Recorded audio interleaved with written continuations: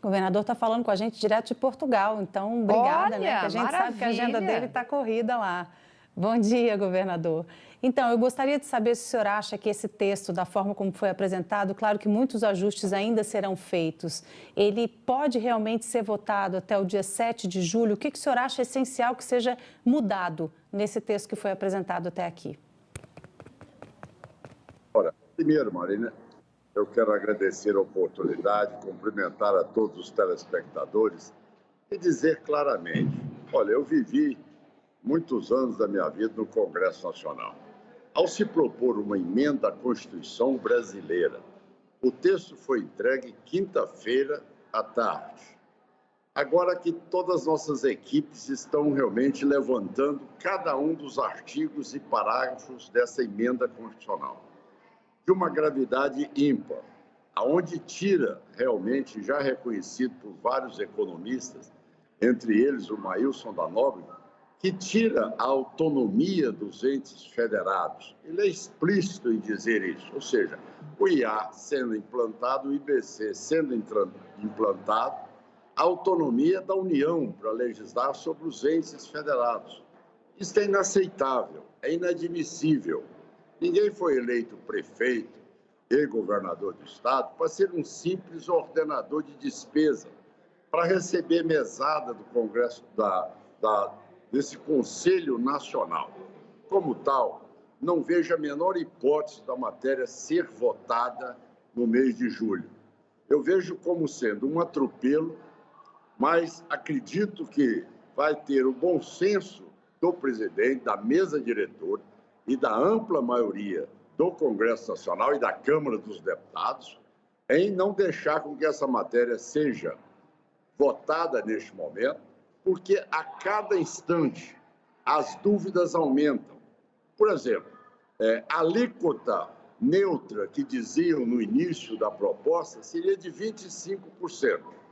Agora faz-se isenções ao Simples, à Zona Franca de Manaus, faz isenções também à área de saúde, isenções que podem, como dizem ele, mesmo não só com a isenção, mas com a diminuição da tarifa em 50% para o setor agropecuário, ainda vai ser taxado em mais de 6% acima do que já paga hoje, de serviços que torna-se impossível conviver com as taxas que hoje propõem, sendo que a maioria dos estados, empregos são em base do serviço, gerado no serviço. Então, eu não vejo nenhuma base consistente para que essa matéria seja votada no mês de julho no Congresso Nacional. Governador, quando o senhor fala da questão da autonomia dos estados, o senhor está querendo dizer especificamente a questão dos estados poderem, como fazem hoje, oferecer incentivos fiscais para atrair empresas? É isso que o senhor está querendo é esse o ponto que o senhor está querendo colocar? Esse é o principal entrave, no seu caso, a sua visão? Não, de maneira alguma. De maneira alguma. Não é este, não. Até se for incentivos fiscais que existem hoje nos estados do Norte, Nordeste e Centro-Oeste, tem toda a verba do BNDES, que é 100%, 85%, que só atende os estados do Sul e Sudeste. Então, não vamos aí atropelar a realidade, tá certo? Não vamos confundir os sinais. O que nós estamos discutindo é autonomia. Autonomia significa que cada estado tem a sua realidade. Estados que já atingiram um patamar ótimo de desenvolvimento, outros estados que estão, neste momento agora, avançando fortemente. Dou-lhe um exemplo. Goiás cresceu o ano passado 6,6%, enquanto que o Brasil cresceu 2,9%. Então, cada estado tem a sua característica. Então, o que nós queremos é que o estado não venha viver de uma mesada, que ela vai ser decidida por um comitê federal, onde a legislação é toda do governo federal. Ora, se você sempre escuta no Brasil que o responsável pelo custo Brasil, é a alta carga tributária do governo federal, por que não começar a reforma pelos tributos do governo federal? Então, não tem explicação alguma. E dou mais um dado.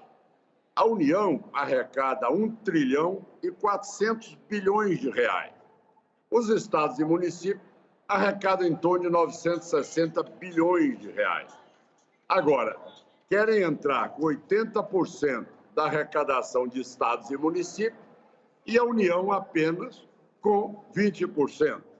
Ora, é ilógico, é irreal nós submetemos a uma reforma tributária que anula os entes federados. Você não terá mais a capacidade criativa dos governantes em desenvolver as suas áreas de acordo com as necessidades, nem de poder fazer aplicação dos fundos de combate à pobreza, porque todos eles serão ali anulados. Então, é isso que é importante que seja dito, que não é uma posição contrária, é uma posição que, é lógico, que partiu-se de um economista, mas com todo respeito, ele não conhece a realidade do país e não é exatamente o ICMS que deve ser demonizado como sendo responsável pelas dificuldades que nós estamos passando, porque senão, se o IVA fosse vamos dizer, a salvação, a Argentina não estava passando pelo que está passando. Então, são situações que não devem ter esse comparativo, que, na verdade, o debate deve ser muito mais amplo e o ente federado é norma constitucional e deve ser respeitado e não admite perder autonomia. Eu, como governador do estado de Goiás, não admito de maneira alguma, como eleito, perder a autonomia daquilo que a população do estado espera de mim, que é defender o estado de Goiás, como também cada governador deverá defender o seu. Governador Caiado, Léo Arcoverde, aqui de São Paulo, te perguntando, já que o senhor citou nessa resposta um economista, eu ia citá-lo também. O secretário extraordinário da Reforma Tributária, Bernard Api, já conversou algumas vezes aqui conosco no Globo News em Ponto. Há um consenso entre quem estuda a questão dos tributos que um imposto para bens e um outro imposto para serviços, como é o modelo do Brasil, é coisa do século passado e nenhuma economia avançada faz isso. Essa é a ideia principal, simplificar e, a partir de uma unificação dos impostos, eliminar o ISS e o ICMS. O senhor já falou que não quer viver de mesada, é contrário ao texto. Eu te pergunto, insistir nesse modelo que a gente tem no Brasil, que alguns definem como manicômio tributário, não vai só manter a gente no lugar onde a gente está? Por que o senhor é tão contrário a essa reforma, se a ideia é simplificar e aí sim a economia poder crescer mais e aumentar a produtividade? Até porque não tem essa idade que vai aumentar a produtividade. Não existe essa idade que vai aumentar a produtividade. Qual é a simulação que mostra isso? Não tem. Então, as pessoas precisam de entender que, olha, eu vivi minha vida no parlamento. As pessoas têm que ter humildade de entender que no Congresso, na Câmara dos Deputados, ele é 1,513 avos. No Senado, ele é 1,81 avos. Então, a tese de querer achar, com todo respeito à inteligência do economista Bernard Api, ele precisa saber que o Brasil é um país continental que tem características as mais diferentes em cada uma das regiões. Se o IVA fosse a solução do mundo, tá certo? Nós não teríamos esses problemas, mas nos países que já aplicam o IVA. Eu citei agora há pouco a Argentina. Ora, agora vamos à pergunta que você formulou. O que nós pretendemos é fazer com que haja, aí sim, quer dar o bom exemplo? Por que não começar pela reforma dos tributos, impostos e contribuições federais? Por que não? Por que que, de repente, aí existe um bloqueio completo? Ah, não. Nós queremos começar pelos estados e municípios. Mas vem cá. Para dar o bom exemplo, a União devia, neste momento, fazer essa reforma tributária atingindo exatamente os impostos e contribuições federais. E depois nós iríamos para os municípios e estados com a ampla já vamos dizer, resposta da mudança feita no governo federal. Agora, querer utilizar um mecanismo de reforma tributária para promover concentração de poder, eu acredito que até vocês mesmos, tá certo, jornalistas, vão analisar friamente e ver que isso é muito preocupante para a democracia brasileira. É muito preocupante para a democracia brasileira. Ora, é comum se dizer é menos Brasília e mais Brasil. É o que você está assistindo hoje, é mais poder na mão da União. Aonde é que está esse sistema capaz de poder fazer com que uma democracia nossa, que tem passado por tantos soluços, tá certo? E percalços, ela vai aceitar ainda mais a anular a prerrogativa dos prefeitos, dos governadores, e o Conselho Nacional, gerido pela União, vai definir o que cada município deve receber, e o Fundo de Desenvolvimento Regional deverá também, baseado numa legislação, que é uma legislação federal, que vai dizer o quanto deve de parcela ir para cada município e para cada estado do Brasil. Realmente, não é apenas um iluminado o que propõe isso, mas, além do mais, é algo que coloca em risco a autonomia dos estados, que nós, governadores e prefeitos, não podemos abrir mão dela, tá certo? Isso é uma prerrogativa que hoje o meu estado, como eu disse, cresce 6,6% e o Brasil cresce 2,9%. E o que querem me garantir é que Goiás vai crescer no mínimo com a inflação do ano anterior. Ora, não é compatível. Goiás não teve as oportunidades que outros estados tiveram, como Mato Grosso do Sul, Tocantins, Pará, Rondônia, Roraima, enfim, tantos outros estados que têm um potencial enorme de crescimento e não podem ficar engessados neste momento. E outro assunto que eu quero levar aqui em consideração é em relação à educação, que é, sem dúvida nenhuma, o maior ponto de fragilidade do Brasil, e aí está se tributando a mais a educação, dobrando a tributação da educação. Então você vê que não tem um fundamento para poder atender única e exclusivamente, aí sim, a quem interessa esta reforma tributária que está sendo apresentada. A quem interessa? A quem ela vai atender? As grandes tradings, as mega indústrias, e vai destruir o sistema de competitividade do setor rural, que é o melhor do mundo e o mais competitivo é o brasileiro, tá certo?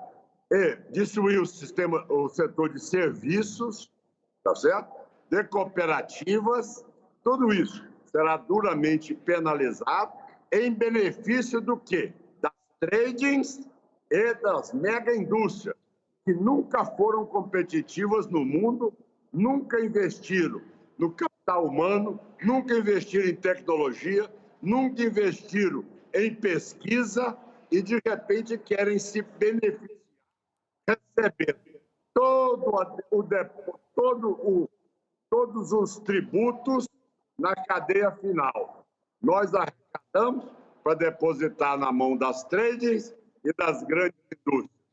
Não é por aí que vai se consertar o Brasil.